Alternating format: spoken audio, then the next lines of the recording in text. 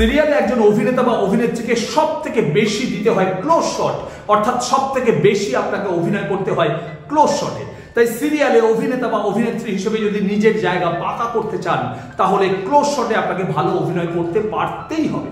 বহু অভিনেতা অভিনেত্রী আছেন, বিশেষ করে নতুন ছেলে মেয়েরা মাস্টার শটে বা লং শটে যে অভিনয়টা করেন মোটামুটি চলে যায়, কিন্তু যখনই ক্লোজ শট দিতে হয় আনইজি ফিল করেন।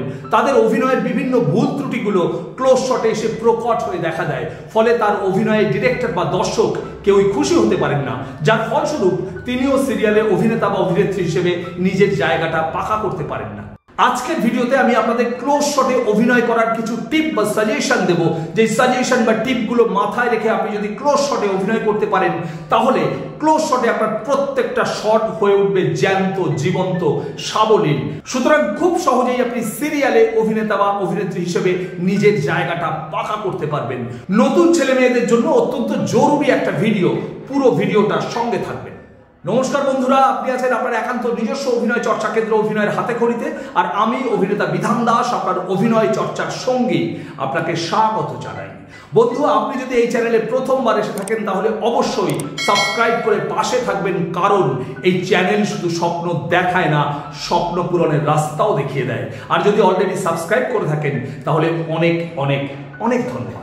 এই বিষয়ে আলোচনা শুরুর আগে ছোট্ট করে আমরা জেনে নেব ক্লোজ শটের রেস্ট্রিকশনের বিষয়ে, অর্থাৎ ক্লোজ শটে অভিনয় করতে গেলে আপনাকে কি কি রেস্ট্রিকশনের মধ্যে দিয়ে যেতে হয়।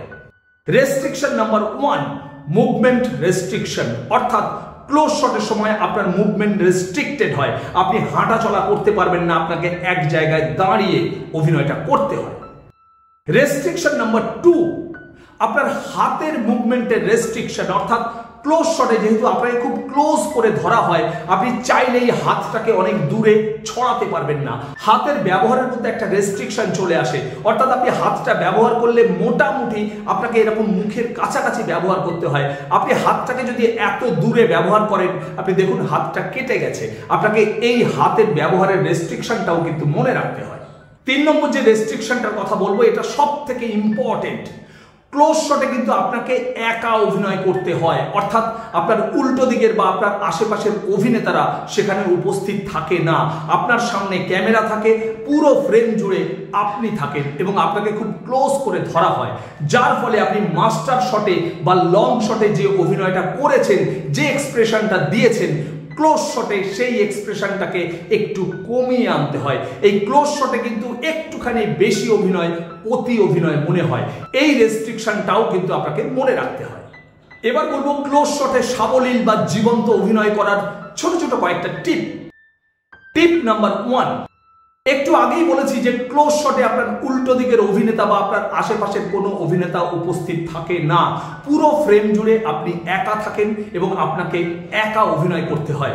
ফলে এই শটে আপনার লুক দিয়ে, আপনার দৃষ্টি দিয়ে উল্টো দিকের অভিনেতার অবস্থান বা পাশের অভিনেতার অবস্থান, কার্যকলাপ সবটাই বোঝাতে হয়। সুতরাং ক্লোজ শটে সব থেকে ইম্পর্টেন্ট হলো আপনার লুক।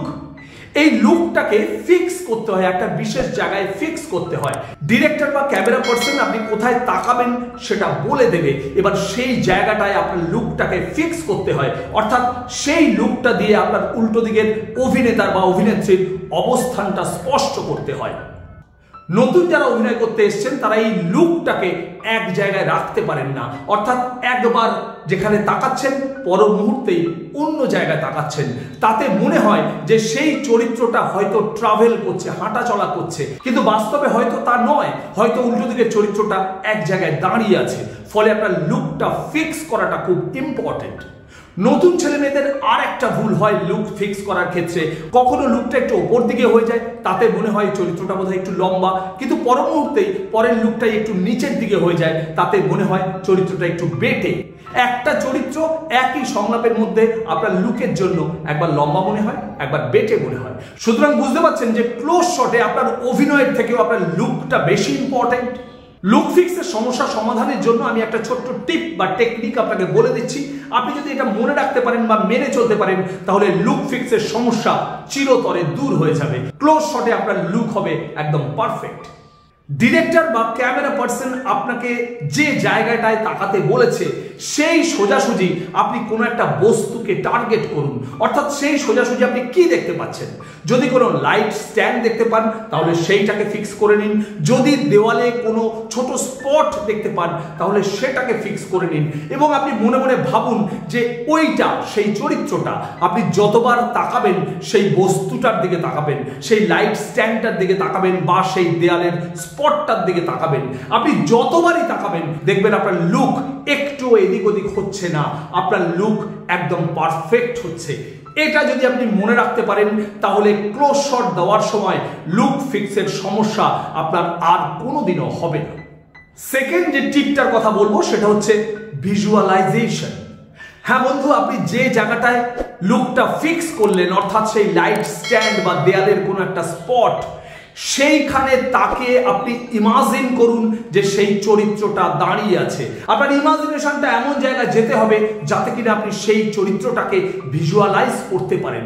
বন্ধু, কোনো একটা জড় বস্তুর দিকে তাকিয়ে সংলাপ বললে সেই সংলাপটা যতটা জীবন্ত হয়, আপনি যদি কোনো মানুষের দিকে তাকিয়ে কথা বলেন সেই সংলাপটা তার থেকে অনেক বেশি জীবন্ত হয়। তাই আপনি ইমাজিনেশন পাওয়ারটাকে এমন জায়গায় নিয়ে যান যাতে কিনা সেই লুক ফিক্সের জায়গাটায় আপনি আপনার মানুষ চোখে সেই চরিত্রটাকে ভিজুয়ালাইজ করতে পারেন।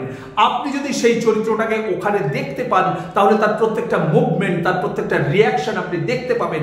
ফলে আপনার অভিনয় অনেক বেশি প্রাণবন্ত হয়ে ওঠে, ঠিক যেমনটা এখন আমি আপনাকে দেখতে পাচ্ছি। তৃতীয় যে টিপটা বা সাজেশনটার কথা বলবো নতুন অভিনেতা অভিনেত্রীদের ক্ষেত্রে অত্যন্ত অত্যন্ত অত্যন্ত গুরুত্বপূর্ণ। বন্ধু, আপনি যে আর্টিস্টের এগেনস্টে ক্লোজ শটটা দেবেন যদি সম্ভব হয় তাহলে ফ্লোরে বসে বা মনিটরে সেই আর্টিস্টের ক্লোজ শট বা অভিনয়টা দেখুন। অনেক সময় দেখা যায় ডিরেক্টর আপনাকে বলল যে আপনার এর পরে নেওয়া হবে, আপনি এখন ঘরে গিয়ে বসুন বা মেকআপ রুমে বসুন, দয়া করে চলে যাবেন না। আপনি ডিরেক্টরের পারমিশন নিয়ে ফ্লোরেই থেকে যান। আপনার উল্টো দিকের আর্টিস্ট যে ক্লোজ শটটা দিচ্ছে সেটা মন দিয়ে দেখুন, তিনি কেমন এক্সপ্রেশন দিচ্ছেন, আপনার কোন সংলাপের এগেনস্টে উনি কেমন রিয়াকশন দিচ্ছেন সেটা মনে রাখুন। এবার আপনি যখন ক্লোজ শটটা দেবেন আপনার কোন সংলাপের এগেনস্টে উনি কি রিয়াকশন দিয়েছিলেন, যদি সেটা মনে রেখে আপনি অভিনয় করার সময় সেটাকে মিলিয়ে দিতে পারেন বা ম্যাচ করিয়ে দিতে পারেন তাহলে আপনার মতো ভালো অভিনেতা খুব কম হয়। তাহলে খুব সহজেই আপনি ডিরেক্টর এবং দর্শকের মনে জায়গা করে নিতে পারেন, আপনার অভিনয় হয়ে ওঠে আরো জীবন্ত। আপনি খুব সহজেই সিরিয়ালে অভিনেতা হিসেবে নিজের জায়গাটা একদম পাকাপোক্ত করে ফেলতে পারেন। আজকে এই পর্যন্তই, দেখা হচ্ছে খুব তাড়াতাড়ি এরকমই কিছু গুরুত্বপূর্ণ ভিডিও নিয়ে। ততক্ষণ ভালো থাকবেন, সুস্থ থাকবেন, আর হ্যাঁ অবশ্যই চর্চায় থাকবেন। আপনার অভিনয় জীবনের শ্রীবৃদ্ধি কামনা করি। নমস্কার।